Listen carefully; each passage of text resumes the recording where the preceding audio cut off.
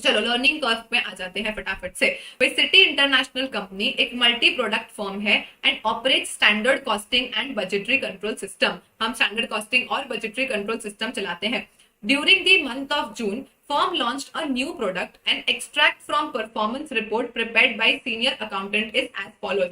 हमने new product launch किया जहां पे बजट दिया है हमको 30 यूनिट्स का और एक्चुअल दे रखा है हमको 25 यूनिट्स का, मतलब रिवाइज स्टैंडर्ड बनाना पड़ेगा 25 का।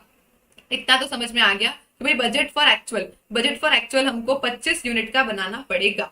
चलो नाउ डायरेक्ट लेबर आर्स दिया है और लेबर कॉस्ट दिया है। आर्स और कॉस्ट दे दिया मतलब इसको डिवाइड करके मैं पर आर रेट निकाल सकती हूँ। मैं रेट पर आर निकाल सकती हूँ कैसे कि मुझे डायरेक्ट लेबर आर्स दिया है और कॉस्ट दिया है तो मुझे पर आर रेट मिल जाएगा। आगे पढ़ते हैं। Senior accountant prepared performance report for new product on certain assumptions, but later on he realized कि जो new product है उसमें similarities है existing product से, यानी हमको 80% का learning curve rate मिलेगा जिसको हम भूल चुके हैं। जब हमने बजट बनाया तो हमने लर्निंग रेट को इनकॉर्पोरेट किया ही नहीं है। And learning would cease after 15 units, मतलब 15 यूनिट्स तक लर्निंग चलेगा और 15th यूनिट बनाने पे जितना आपको टाइम लगा उतना ही आपको 16 से 25 पे लगेगा, उतना ही आपको 16 से 25 पे लगेगा। बाकी सब कुछ सेम है। Original budget figures are based on assumption that the labor has a learning rate of 90% and it will cease after 20 units. भाई यहाँ पे हमने सोचा था कि 90% का लर्निंग रेट है और वो 20 यूनिट्स तक चलेगा, मतलब ये बजट तो पूरा ही गलत है। सिर्फ मेरा टोटल लेबर कॉस्ट काम का रहेगा, बाकी आर्स भी गलत हो गए और आउटपुट तो वैसे भी हमारे लिए काम का नहीं था। भाई बजटेड कॉस्ट मेरे काम का है, लेकिन यहाँ पे यूनिट्स और यहाँ पे लेबर आर्स भी मेरे गलत हो चुके हैं। And learning will cease and then after the time per unit will be same as the time of this, तो ये तो हमारे काम का नहीं है। फर्स्ट यूनिट को बनाने के लिए 10 घंटे लगे, ये हमारे लिए काम का है। फर्स्ट यूनिट को बनाने के लिए 10 आवर्स लगे, ये हमारे लिए काम का है। क्यों? क्योंकि हमको करना है y is equal to a x raise to b. हमको क्या करना है? y is equal to a x raise to b. Now यहाँ पे y हमारे लिए क्या होगा? तो 15th यूनिट पे लर्निंग सीज होगा। 15th यूनिट पे लर्निंग सीज होगा तो हमको 15 यूनिट्स के लिए y निकालना पड़ेगा। 15 यूनिट्स का y निकालेंगे तो हमको एवरेज मिलेगा, लेकिन हमको तो डॉट 15th यूनिट का चाहिए तो हमको क्या करना पड़ेगा? 14 का भी निकालना पड़ेगा। ये समझ में आया क्या? सबसे पहले ये बताएंगे। प्राइसिंग डिसीजन चैप्टर में मैंने आपको बोला था कि भाई 25 या 24 का था, जहां तक मुझे याद है 25 यूनिट्स का हमने टोटल कॉस्ट निकाला, 24 का हमने टोटल कॉस्ट निकाला। तो भाई 25 का टोटल कॉस्ट माइनस 24 का टोटल कॉस्ट करेंगे तो एग्जैक्ट 24th यूनिट का कॉस्ट मिलेगा, एंड ये 24th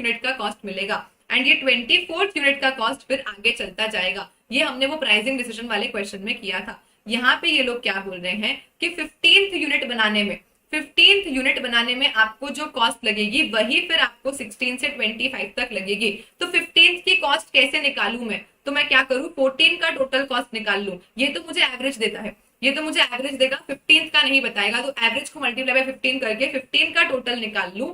फिर क्या करूं? 14 का टोटल 15 का टोटल, दोनों का जो डिफरेंस है वो हो जाएगा मेरा 15th का कॉस्ट।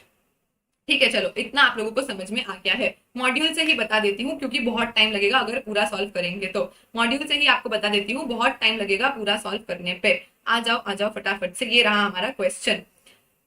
हमारा क्वेश्चन जहां पे अब हमारे लिए लर्निंग रेट क्या है? तो हमारे लिए ए तो हो जाएगा 10 आवर्स। लर्निंग रेट हमको कौन सा यूज करना है? 80% का लर्निंग कर्व कोएफिशिएंट दे दिया है हमको 0.322। तो हमारे लिए बी क्या हो जाएगा? माइनस 0.322।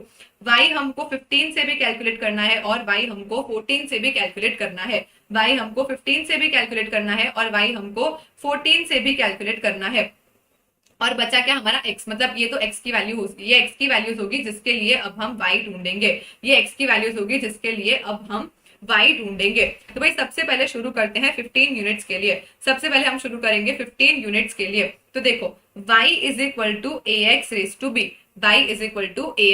बी। ए हमको पता है कि पहला यूनिट बनाने के लिए 10 घंटे लगेंगे, मल्टीप्लाई बाई हम 15 यूनिट्स के लिए निकाल रहे हैं रेस टू माइनस 0.322। अब अगर इसको सॉल्व करना है तो हम दोनों तरफ लॉग लगाएंगे, मतलब y हो जाएगा log y is equal to log 10 log y is equal to log 10, और आपको पता है अगर हम log लगाते हैं तो डेसिमल वाला अमाउंट नीचे आ जाता है, अगर हम log लगाते हैं तो ये क्या हो जाएगा -0.322, ये क्या हो जाएगा -0.322 मल्टीप्लाई बाय log 15। यहां तक किसी को कोई क्वेरी? अभी तक यहां तक किसी को कोई क्वेरी है तो बता दो, साथ साथ में सॉल्व होती जाएगी। भाई हम कर क्या रहे हैं, हम लर्निंग रेट लगा रहे हैं। हम क्यों लर्निंग रेट लगा रहे हैं? क्योंकि हमारा जो बजट है वो बजट गलत है। हमको कितना बजटेड लेबर आवर्स चाहिए ये हमको नया निकालना पड़ेगा, ये हमको नया निकालना पड़ेगा। भाई y is equal to a x raise to b, जहाँ पे y क्या है हमारा, a है 10, x है 15 और b क्वेश्चन में दे रखा है -0.322। तो अब मेरे को log से अगर सॉल्व करना है, अगर मुझे log से सॉल्व करना है तो मैं क्या करूंगी, log y is equal to log 10, ये माइनस नीचे आ जाएगा हमेशा log लगाने के बाद, तो -0.322 इंटू हो जाएगा हमारा log 15। अब आपको डायरेक्टली आपको क्वेश्चन एग्जाम में log से सॉल्व करना है, आप log लगा दो, यहाँ पे हो जाएगा हमारा log y is equal to, अब इसको सॉल्व करना है। कैलकुलेटर से log की वैल्यू कैसे निकालते हैं, कैलकुलेटर से log की वैल्यू कैसे निकालते हैं ये मैं आपको बता सकती हूँ। बाकी क्वेश्चन में तो दिया ही है, क्वेश्चन में आपको देखो log 10 log 2 की वैल्यू दी है, log 3 log 5 log 7 और एंटी लॉग्स की वैल्यू भी दे रखी है। तो भाई log 10 को मैं क्या बोल सकती हूँ, log 10 की वैल्यू हम सबको पता होती है -0 पॉइंट, log 10 की वैल्यू हम सबको पता है, और अगर ना भी पता हो तो आप 5 + 5 करके भी कैलकुलेट कर सकते हो। तो log 10 की वैल्यू है -0.322। लेकिन अगर आपको ऐसे नहीं करना, जैसे क्वेश्चन में डायरेक्टली log 15 नहीं दिया है, 15 नहीं दिया है, 5 दिया है, 3 दिया है, तो भाई 5 3 15 होता है, 15 दिया है, 3 दिया है, 5 3 15 होता है। वैसे ही log 2 नहीं दिया है तो आप 5 2 10 करके कर सकते हो, 5 2 10 करके आप कर सकते हो। वैसे करना हो तो ठीक है, क्वेश्चन में वैल्यूज दी है, लेकिन अगर आपको डायरेक्टली log की वैल्यूज निकालनी है, log से ही सॉल्व करेंगे, डायरेक्टली log की वैल्यूज निकालनी है तो क्या करोगे, फटाफट से जो बोल रही हूँ वो स्टेप्स ध्यान में रखेंगे। हमको अगर निकालना है log 15, हमको निकालना है log 15, फटाफट से अपना कैलसी उठाएंगे, मेरा कैलसी टूट चुका है सॉरी, फटाफट से कैलसी उठाएंगे, कैलसी पे लिखो 15। लॉग निकालना सिखा रही हूँ कैलसी से। भाई डायरेक्टली 15 रेज टू 0.322 हमको करना आता है, बट उससे कभी कभी अप्रोक्सीमेशन में एरर आ सकता है, कभी कभी अप्रोक्सीमेशन में एरर आ सकता है, तो हम लॉग से ही सॉल्व करेंगे। अगर लॉग से सॉल्व करना है तो क्या हो जाएगा, 15 का लॉग निकालना है, 15 का लॉग निकालना है तो लिखो सब लोग कैलसी पे 15, लिखा सबने कैलसी पे 15। अब रूट दबाएंगे 15 बार, कैलसी पे 15 लिखने के बाद रूट दबाएंगे 15 टाइम्स। जिस जिस भी नंबर का लॉग निकालना है, जिस भी नंबर का लॉग निकालना है, सबसे पहले enter that number on calci, enter number on calci, यानी कि हम एंटर क्या कर देंगे 15। उसके बाद करो प्रेस रूट 15 टाइम्स। आपको कैलसी से ही लॉग निकालना सिखा रही हूँ ताकि एग्जाम में लॉग टेबल ना देखना पड़े, लॉग ही यूज करेंगे, लॉग से ही सॉल्व करेंगे और लॉग कैलसी पे निकाल लेंगे, which is very well acceptable.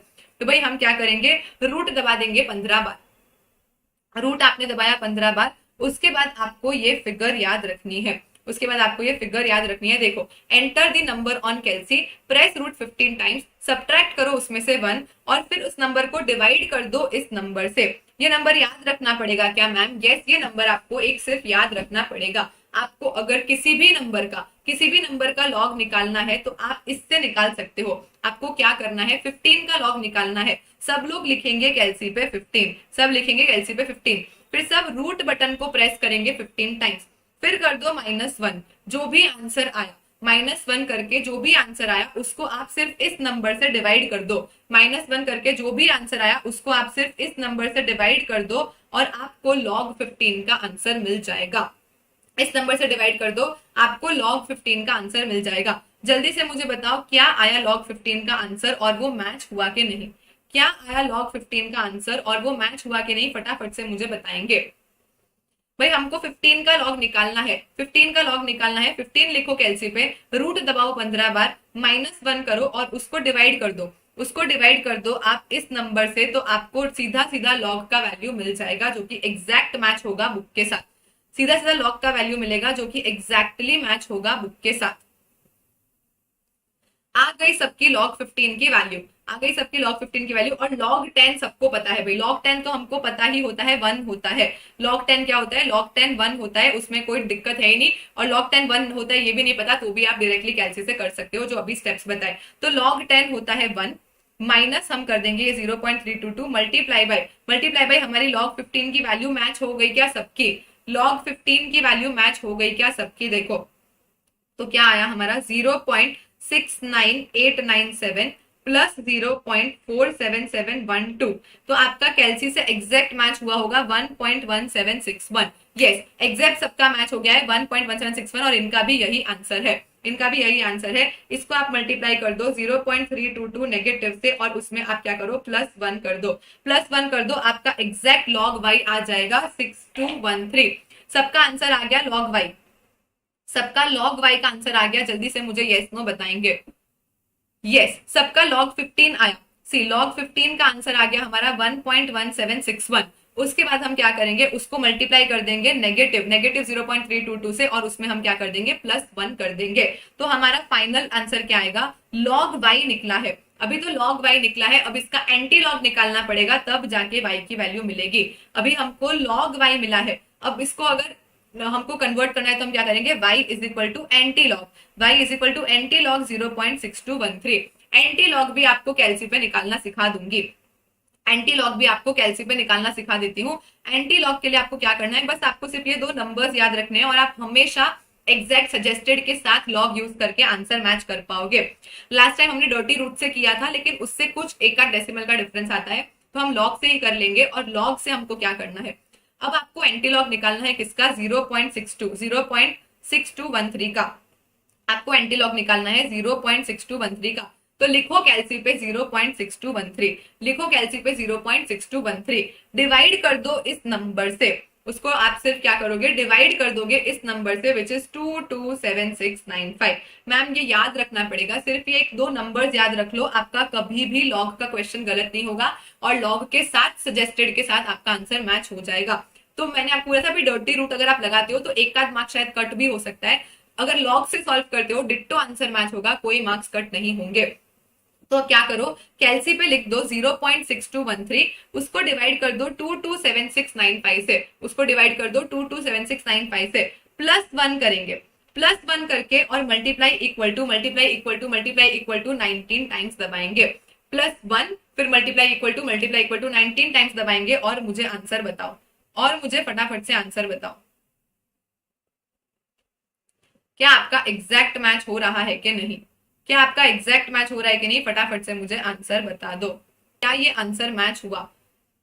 Yes, 4.1810 exact suggested के साथ मैच होगा, डेसिमल के साथ मैच होगा, एकदम जीरो रिस्क काम करेंगे, डेसिमल के साथ मैच होगा। और ये हमको क्या मिला, y is equal to 4.181 hours, y is equal to 4.181 hours क्या है, एवरेज आर है, एवरेज आर है 15 यूनिट बनाने के लिए, एवरेज आर है। मुझे कितना, मुझे क्या चाहिए, मुझे टोटल चाहिए 15 यूनिट्स का, तो मल्टीप्लाई बाय 15 करेंगे तो 62.72 आ जाएगा हमारा टोटल टाइम फॉर 15 यूनिट्स। 62.72 क्या आ जाएगा, टोटल टाइम फॉर 15 यूनिट्स। यहां तक सबका आंसर आया, एक और प्रैक्टिस हो जाएगी, हमको तो 15th यूनिट का टाइम चाहिए, हमको तो 15th यूनिट का टाइम चाहिए। अगर अब हमारे पास 15 का टोटल है तो सेम तरीके से हम क्या करेंगे, 14 का टोटल निकालेंगे। हमारे पास 15 का टोटल है, हम सेम तरीके से 14 का टोटल निकालेंगे। तो भाई 15 का टोटल माइनस 14 का टोटल विल गिव अस कि एग्जैक्ट 15th यूनिट बनाने में कितना टाइम लगा है।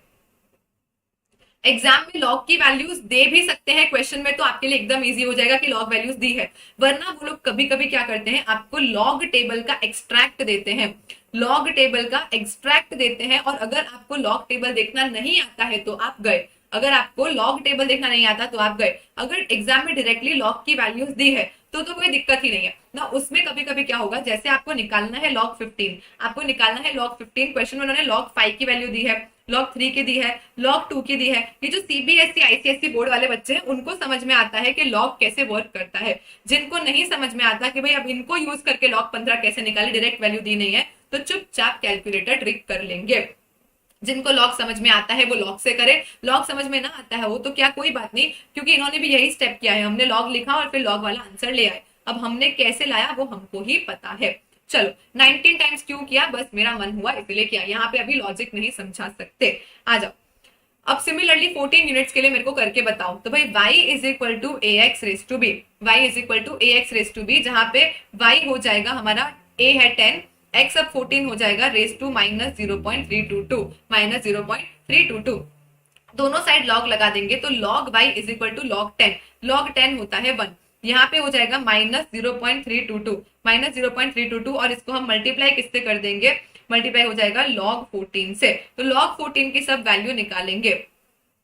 एक्सपोनेंशियल मेथड वो जो हमने डर्टी रूट वाला किया था ना, उसमें डेसिमल्स का इशू रह सकता है। सपोज आपका आंसर 0.4812 है और आप वो डर्टी रूट से करते हो तो आपका आंसर 0.4813 आ सकता है, 11 आ सकता है, जिससे फाइनल आंसर में कुछ फर्क पड़ सकता है।